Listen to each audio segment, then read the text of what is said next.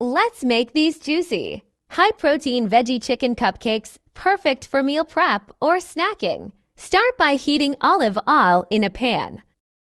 Saute chopped onion and garlic for 5 to 6 minutes. Then add spinach and cook until wilted.